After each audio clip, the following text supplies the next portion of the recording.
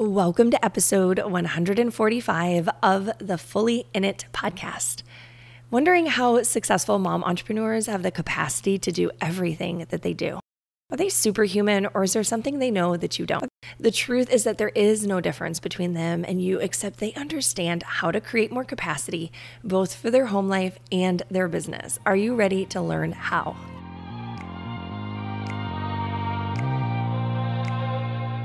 Welcome to Fully In It, a show for moms who are called to grow themselves while growing their families. Join me, Kate Saffel, a life and a business coach for moms, a homeschooling mama of 3, and a woman on a quest to show that our lives become even more meaningful when we remember why we are here and what truly matters most. This show is about going fully in it for you and the people you love by showing up powerfully in motherhood, entrepreneurship, in your home life, and for your family vision. Join me for weekly episodes that will inspire you to live intentionally and by your values, to slow down and truly be present to your family life, to make decisions that grow a profitable business without sacrificing anything in the process, and to become the kind of mom and woman you know you're meant to be in this lifetime. So first things first, before we jump into this episode, you have to rule out any health issues first. If you are a mama of a certain age, it is possible that you may have some things going on under the surface that are impacting your capacity. So this could be nutritional deficiencies, it could be that your hormones are off, or you have been through anything traumatic that has shot your nervous system and made it difficult for you to hold a lot on your plate. If this is the case, the normal ways of expanding capacity may not work for you. You want to go get these things checked out, and then you can move to the next steps I'm going to talk about in this episode. And for what it's worth, I struggled a ton with low energy and capacity this past fall. It was something that I talked about a bit in my community. Some of you have reached out to share that you are struggling with the same. I was deeply worried that there was something seriously wrong with me because I was so used to doing a lot every single day and having the energy for it. But I saw my doctor and she ran all of the tests and everything came back mostly fine, except my vitamin D was low and my iron levels were borderline, but nothing was really suspect out of all of the various tests that she ran. So I began supplementing with high dose vitamin D, getting outside more. And you know what my biggest shift was? Starting my day with 30 to 40 grams of protein has made the biggest difference. I realized I wasn't getting enough protein daily, and this was impacting my energy significantly. So now I try to shoot for 100 grams per day, and I stack most of that first thing in the morning and then throughout my meals the rest of the day. So sometimes it really is a simple health shift or two. But if you've done all of that, it's nothing physical with your body, and you're still struggling with capacity, it's most likely this. What people get wrong about capacity is they think you either have it or you don't. Like it's this magical thing that some people are born with the ability to do it all and others are not, right? Have you ever looked at someone in the online space or maybe in your community who you just see she's doing so much, she's got all of these responsibilities and she seems to just be handling it so well? You wonder, like, how is it possible that she can do all of these things? Here is the deal, is that capacity is actually a mindset. Capacity starts in your mind, and it's what you think is possible for you or what you're believing is impossible. I want you to think right now about everything you have going on and what pops in your mind. And do you think, oh, I don't want to do this, I can't possibly do it, and something of that flavor.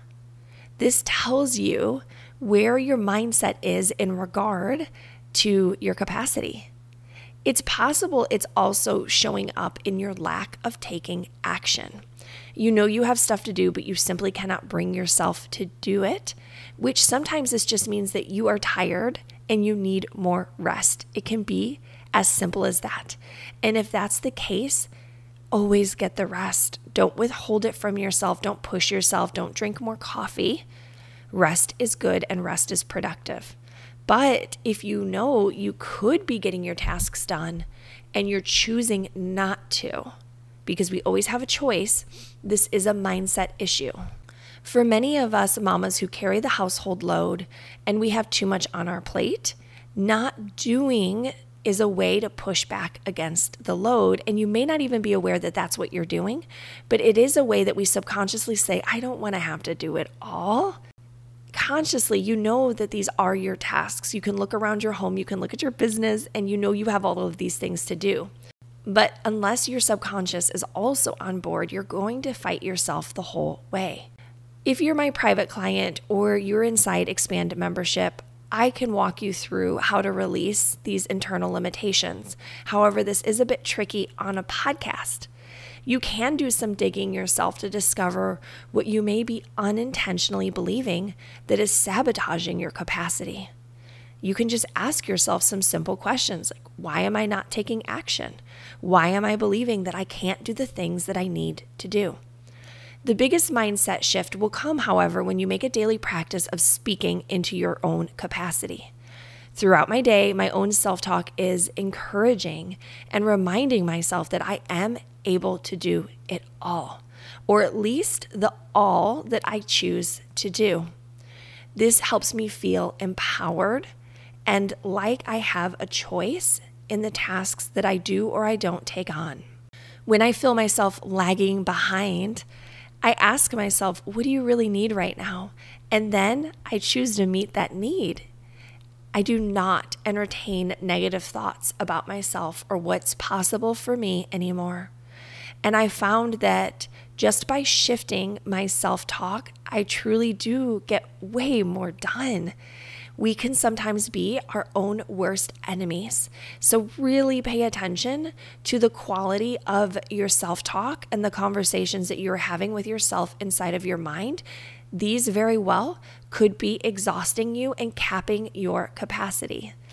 On a practical level, having a game plan for each day ahead of time will increase your capacity because you'll know what to expect and how to do it. Don't say yes to tasks you don't want to do that drain your energy. This will take paying attention to what gives you energy in life and what takes it away, and then making shifts accordingly. Give yourself short breaks throughout the day, preferably with movement or the outdoors or both, to add to your capacity tank. Avoid watching shows or scrolling, as I have found that these definitely zap your capacity and they just impact your mindset. Remember that as a mom entrepreneur, you truly are holding a lot, and yet you wouldn't be called to do both if you weren't capable. Lean into that truth and look for evidence of how you are more than able to comfortably handle everything on your plate. Are you ready for my guidance on confidently holding home life alongside your growing business going forward? Are you an ambitious mom who wants to bank more family memories and more money through your online business? Expand Mentoring membership is opening soon for enrollment. This is my 12-month-long group coaching program for mom entrepreneurs where you'll get weekly group calls, access to accountability and community, and an entire foundational program to help you grow your business in less time while honoring family life. Head to happierInmotherhood.com/expand-membership to learn more, and make sure to join the waitlist now so that you don't miss out on notifications. Okay, my loves, I hope this episode was supportive to you. I want to hear from you. Send me a message on Instagram at happierInmotherhood and let me know what your capacity has been like lately and which of these tips you're going to try. Okay, I will see you next week.